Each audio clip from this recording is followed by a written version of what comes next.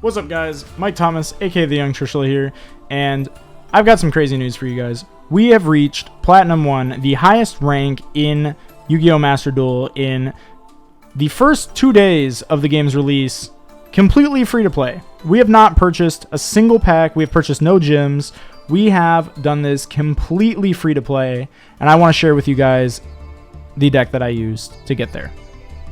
So we played a deck called Virtual World, which is a really powerful deck, a deck that I have used to competitive success in the TCG before. A very good deck, one that is very close to my heart, and very glad to see it thriving in Yu-Gi-Oh! Master Duel.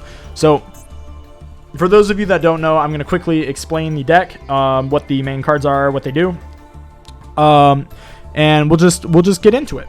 So how the deck works is it has a unique mechanic where you reveal the monsters and target another Virtual World card on your field. Then you can send a Virtual World card from your deck of a different type to the graveyard from your deck in order to summon the card. So if you were to target a spell, you can send a trap or a monster. If you were to target a trap, you send a spell or a monster. If you target a monster, you send a spell or a trap. So you get the idea. So I'll briefly go through the main names. We have Virtual World Maihime Lulu. Lulu, when it is summoned successfully, you can add a Virtual World card of the third type from your deck to your hand. So if you were to target a monster and send a spell, you can add a trap. If you were to target a trap and send a spell, you add a monster. You get the idea. The really good card, probably the best one in the entire deck, and very important because it allows you to see the cards that you want to see and accomplish your strategy. The next one that you play is you play GG. You play 3 of GG, 3 of Lulu. GG, when it's summoned, during the end phase of the turn that it's summoned in, you can add back a Virtual World monster from your graveyard to your hand. So this one will allow you to recover the monsters that you use at the end of your turn in order to just maintain your advantage. You get the Lulu back to your hand, you do it again next turn. Very good card. So then you have Virtual World Roshi Lao Lao. You play 3 of it. When it is summoned, it can summon one back from the graveyard.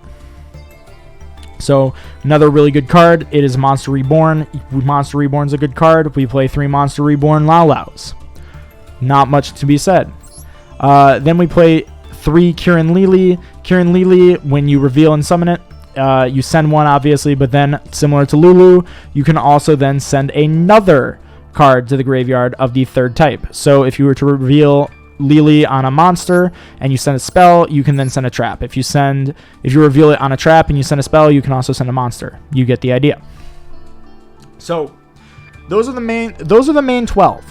Now there are 3 others that we play, and I'm going to pause for a second before I mention them because I want to point out something that with the main 4, there's a rule. The wind are psychic and they're tuners. The earths are Wyrms and they're non-tuners. This is important because this deck synchro summons a lot. However, these rules get broken with Nyan and Tutu, the other 2 in the deck, being all the rules are broken. Nyan is a psychic non-tuner that also does not reveal itself. It has no reveal effect. However, if a level 3 monster is summoned to your field while it's in the graveyard, it can summon itself back. That's Nyan's special power. That's what makes it unique. Tutu is similar. Tutu can be summoned without a tribute. It also doesn't reveal, but no tributes, if all of the monsters you control are psychic or Wyrm. Similarly, it can summon itself back from the graveyard by discarding a psychic or Wyrm monster, and it becomes a tuner, much like how Nyan comes back as a tuner when it reborns itself. So these 2 are both non-tuners and tuners, whereas the other ones follow a rule where the psychics are tuners and the Wyrms are non-tuners. So those are the main deck Virtual World monsters. Going on to the Virtual World spells and traps, we have the best starter in the deck being Virtual World City Kowloon. This one allows you to activate any of your Virtual World gates from your deck. And then depending on the number of gates you have, it can apply other effects in sequence. If you have 2 or more, you can activate, if you have 2 or more, all the Virtual World monsters you control gain 200 for the rest of the turn.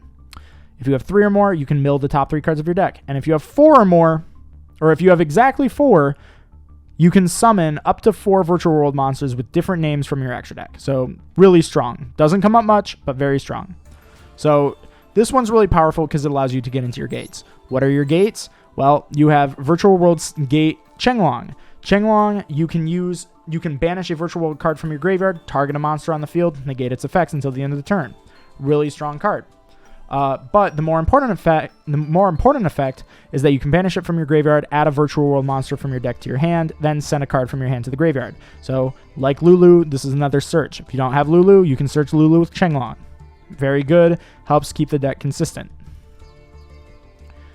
The next gate that you play is Chuche. Chuche is possibly the most important one because it is a continuous trap, but because of Kowloon, we can activate it on our turn without having to set it first. So really important because having this card face up on the field, you can reveal and you can send a spell with Lulu. You can send your Chenglong to the graveyard by targeting the Chuche, and then you can add a monster as well. So you get 2 monster searches off of Lulu if you have Kowloon to activate your Chuche. Really important. So what does Chuche do when it's face up on the field? It can target a face up card on the field, shuffle back 2 banished virtual world names, and pop that card. So it is very important spot removal. And during the main phase, you can banish it from the graveyard and increase or decrease the level or rank of a virtual world monster you control by 3. So this allows you to manipulate the levels of your monsters, allowing you to synchro summon more easily. Very important card. The last gate is also maybe the worst one, but also pretty important. It is another continuous trap, Zhanwu, that has just the effect that during the battle phase, if you control another gate, you can target a face-up monster on the field, change its battle position. Doesn't come up too much, but when it does, you care that it has that effect. But the real reason we play it is that during the main phase, you can banish it from the graveyard, target a virtual world in your graveyard, special summon it, and then discard a card. So really strong, helps you recover through stuff like Nibiru, lets you play through Interruption. So very important card. Now for our extenders, we play 2 copies of Emergency Teleport. We use this to just get out Lulu and Nyan from the deck if we need it. Very standard card, very straightforward. We just play 2 of it because it's at 2. We play 3 copies of Pot of Desires, banish 10, draw 2, very consistent, allows you to bait out Ash Blossoms to protect your Lulus, protect your Kowloons. Very good card. Now, for the hand traps that we play 3 copies of Maxi. This is the best card in Master Duel. You have to play this card, play 3 of it, craft this as the first 3 ultra rares that you craft. Please do not waste your ultra rares on anything else before you have 3 Maxi, because this card is just that important. This card is so important. Then we play 3 copies of Ash Blossom. This is a very generic hand trap negate. Very good. It also allows you to negate an opponent's Max C. Gotta play this card. It's very strong. We play 3 copies of Infinite Impermanence. Just this card is a lot like Effect Veiler, but it's a trap card. If you control no cards, you can activate it from your hand. It just targets a face-up monster your opponent controls, negates its effects. Really good. Then we have Nibiru the Primal Being, card that you can draw into off of Max C. During the main phase, if your opponent normal or special summons 5 or more monsters during the turn, tribute as many face-up monsters on the field as possible, summon it from your hand, and you summon a token to their field with the combined stats of all the tributed monsters. Really strong card, punishes combo players really hard if they overextend into it. Really important. And if your opponent ever chooses to take a Max C challenge, you can sleep easy knowing that you have this in your deck, and you do not just die if they are able to find their OTK through the Max C. So really strong card, really important. Going into the extra deck, we play a Stardust Charge Warrior, level 6 generic synchro that will draw a card when it's summoned. So you usually use this when you're synchro climbing. Similarly, we play Coral Dragon, draws a card when it leaves the field, but is a synchro tuner. So you go into one of these 2 depending on what your field looks like. So if you have a tuner, a level 3 tuner, and you go into Charge Warrior, you do that. If you have a level 3 non-tuner, you go into Coral Dragon. Use those 2 to make a level 9 synchro. Usually you're going for Shen Shen. This is the boss monster of the Virtual World archetype. QB Shen Shen, while it's face up on the field, any card sent to the graveyard is banished instead. This effect wins you games. This effect beats so many other decks. You have no idea. This effect is so good. And not only that, but it can bring itself back from the graveyard as well. During your main phase, except the turn it was sent to the graveyard, you can banish two other monsters from your graveyard with different original types and attributes from each other, summon it back. So this is just constant pressure with a really strong effect, really insane card. You also have Virtual World Beast Zhuzh. This is the level 6 Virtual World Synchro that cannot be destroyed by battle or card effects. While you have 2 monsters within the graveyard with the same original type and attribute, you can also banish 2 monsters with the same original type and attribute to send a card on the field to the graveyard. Really good spot removal for the deck. Similarly, we have Vermilion Dragon Mech, which can banish a tuner from your hand or graveyard or face-up field to target a card on the field, destroy it. And then if this card is destroyed by card effect and sent to the graveyard, you can target a banished tuner, add it to your hand. Note that this card does not have to target one of your opponent's cards. It can target itself. So a very common play is that you can use your Vermilion Dragon Mech to banish a tuner, usually a Lao, pop the Vermilion Dragon Mech, add back the Lao, summon the Lao, summon the GG, and then synchro off into Cloud Castle, go into Cloud Castle, and bring back the Vermilion Dragon Mech. Why do we have 2 level 9 monsters on the field? Well, of course, we're going to go into True King of all Calamities, which is this deck's true boss monster. Now, this card is so important to this deck. Do not play this deck without this card. This card is so good. This card will win you games. This card is the win condition. It skips your opponent's turn. You can detach a material from this card and declare an attribute. All face-up monsters on the field become that attribute.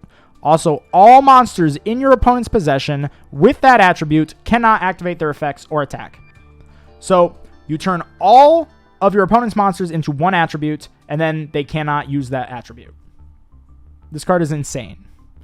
This card will just skip your opponent's turn, and then you are just free to use it again on your turn to call an attribute like Light so that they cannot punish you with a card like Nibiru, for example, and you can just freely build up your board, go for an OTK, and just win the duel. It is so, so good. This card is the reason why we play this deck. Moving into the rest of the Xyz monsters, we play 1 copy of Fortune Tune. Fortune Tune cannot be targeted by card effects, and it cannot be destroyed by battle or card effects. If it would be destroyed, you can detach a material instead. And then, if it is sent from the field to the graveyard, you shuffle 2 level 3 monsters back, and then you put this back in your extra deck. Why is this good? You can just sit on this card forever. This card will always be available to you, and you can just always make it, and you can always sit on it.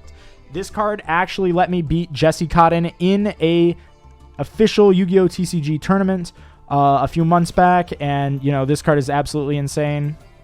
So if it worked for me, it can work for you too. This card's crazy. Then we played 1 copy of the Phantom Knights of Breaksword.